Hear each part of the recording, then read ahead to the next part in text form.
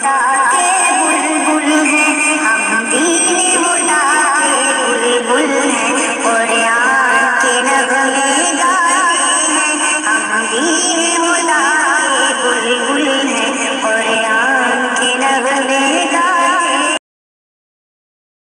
الحمد لله رب العالمين والعاقبة للمتقين والصلاة والسلام على سيد الأنبياء والمرسلين أما بعد أعوذ بالله من الشيطان الرجيم بسم الله الرحمن الرحيم إن أول بيت وضع للناس للذي ببكة مباركا وهدى للعالمين۔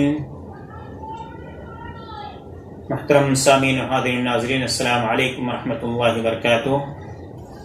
کل کے درس میں من القریتین میں سے طائف کا ذکر میں نے کیا تھا۔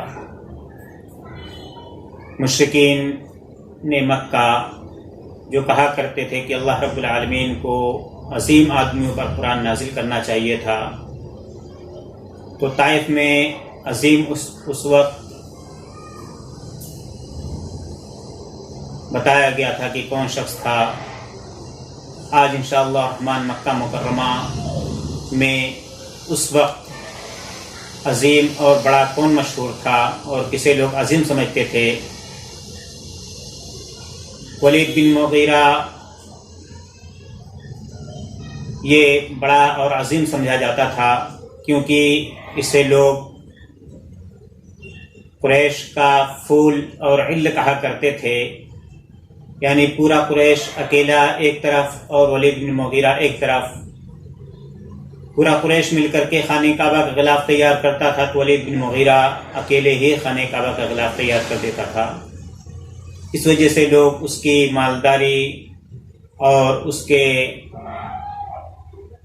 جاہو حشمت کو دیکھ کر کے لوگ یہ سمجھ رہے تھے کہ عظیم یہی ہے، لیکن اللہ رب العالمین کے نزدیک ان اکرمکم عند اللہ اتقاکم، اللہ کے نزدیک متقی پرہیزگار یہ عظیم شخص ہوتا ہے، اور اللہ رب العالمین بہتر جانتا ہے کہ کسے منصب رسالت سے سرفراز کیا جائے۔ اللہ رب العالمین نے محمد رسول اللہ صلی اللہ علیہ وسلم کو منصب رسالت کے لائق سمجھا اور منصب رسالت پر سرفراز فرمایا۔ اللہ رب العالمین نے قرآن حکیم سورہ آل عمران میں مکہ مکرمہ کا ذکر فرمایا ہے، اور من القریتین میں دو بستیوں میں سے ایک بستی طائف تھی اور جو کل کے درس میں بیان کی گئی، اور دوسری بستی مکہ مکرمہ جس کا ذکر سورہ آل عمران آیت نمبر 96 میں بھی کیا گیا ہے۔ اللہ رب العالمین نے سورہ آل عمران میں فرمایا، اللہ کا پہلا گھر جو لوگوں کے لیے مقرر کیا گیا وہی ہے جو مکہ میں ہے، جو تمام دنیا کے لیے برکت اور ہدایت والا ہے۔ مکہ مکرمہ کے بہت سارے نام ہیں، مثلا مکہ، بکہ، ام القری، البیت الحرام، البیت العتیق، البلد الامین، بیت اللہ الحرام، النساسہ، ام رحم، معاد، الحاتمہ، الراس، صلاح، العرش، القادس، المقدسہ، الناسہ، النباسہ، کوثا۔ یہ بہت سارے نام مکہ مکرمہ کے بیان کیے گئے ہیں مختلف کتابوں میں۔ اللہ رب العالمین نے قرآن حکیم میں بکہ کا لفظ استعمال کیا ہے۔ اللہ رب العالمین نے بکہ کے نام سے ذکر فرمایا ہے، ان اول بیت وضع للناس للذی ببکہ۔ یہ بکہ یعنی مکہ المکرمہ جہاں خانہ کعبہ موجود ہے، یہ مکہ کہاں پر ہے اور اس کے متعلق ہم آپ کو آج انشاءاللہ الرحمن آج درس میں بتائیں گے۔ مکہ مکرمہ مملکت سعودی عرب میں حجاز کے جنوبی حصے میں واقع ہے۔ یہ مقدس شہر ایک مرد ضعیف ابراہیم علیہ السلام کا بنا کردہ، ایک نوجوان پیغمبر اسماعیل علیہ السلام کی ہجرت گاہ اور ایک یتیم نبی محمد صلی اللہ علیہ وسلم کی جائے ولادت ہے۔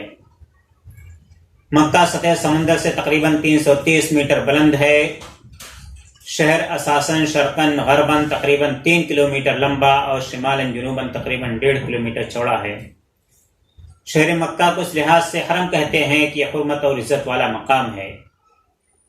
حضرت عیسیٰ علیہ السلام سے 2500 برس پہلے یہ مقام کاروان تجارت کی منزل گاہ تھا۔ 18ویں صدی قبل مسیح میں حضرت ابراہیم علیہ السلام نے اپنی اہلیہ ہاجرہ اور اپنے فرزند اسماعیل علیہ السلام کو حکم ربی سے یہاں لا کر آباد کیا۔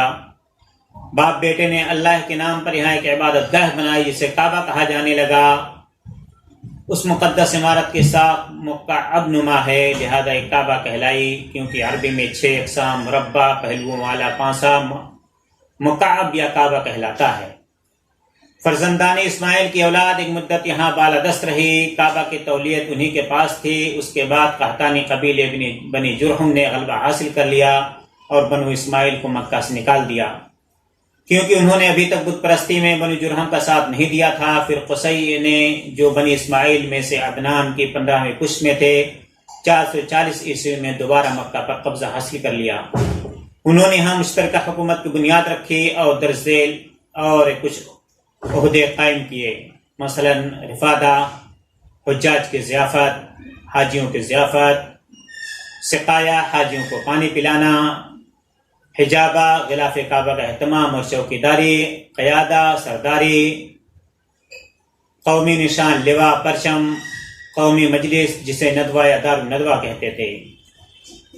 یہ 6 عہدے ان لوگوں نے قائم کیے اور ان عہدوں پر مختلف لوگوں کو اس کا ذمہ دار بنایا۔ امور مملکت اور حکومتی عہدے ایک ایک شیخ خاندان کے سپرد کیے گئے۔ شہر کے علاوہ بنو اسماعیل شہر کے آس پاس بھی آباد تھے۔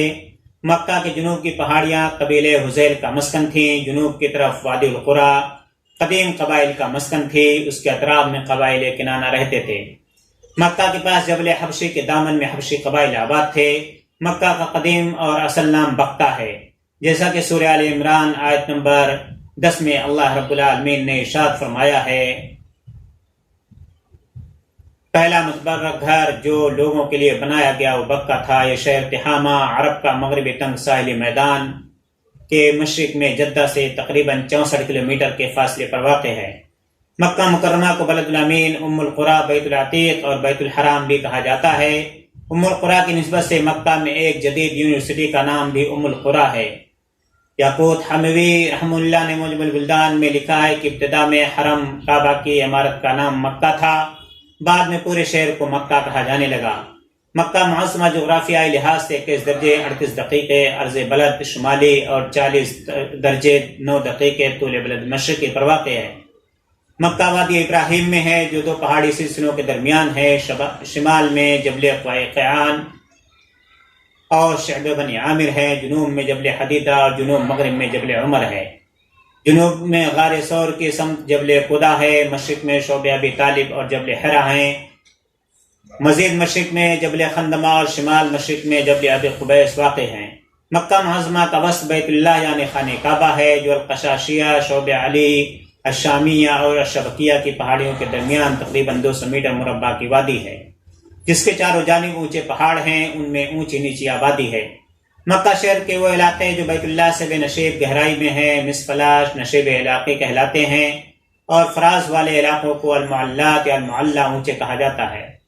معلات کی طرف ہی الحجون کا علاقہ ہے۔ فتح مکہ کے موقع پر نبی کریم صلی اللہ علیہ وسلم المعلّہ کی جانب سے شہر میں داخل ہوئے تھے۔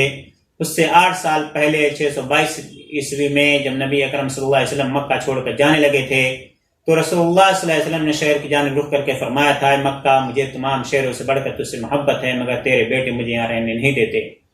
حضرت ابراہیم علیہ السلام اور ان کے فرزند حضرت اسماعیل کی مبارک ہاتھوں سے اللہ تعالیٰ کا یہ گھر ایسا سادہ تعمیر ہوا تھا کہ اس کی نہ چھت تھی، نہ کواڑ اور نہ چوکھٹ تھی۔ جب قصی بن کلاب کو کعبہ کی تولیت حاصل ہوئی تو انہوں نے قدیم عمارت گرا کر نئے سرے سے تعمیر کی اور کھجور کے تختوں کی چھت ڈالی۔ تعمیر کعبہ کے بعد سب سے پہلے یہاں قبیلہ جرہم آ کر آباد ہوا اور بنی جرہم ہی میں حضرت اسماعیل علیہ السلام کی شادی ہوئی تھی۔ حرم کعبہ پر سب سے پہلے جس نے غلاف چڑھایا وہ یمن کا حمیری بادشاہ اسعد طبہ تھا۔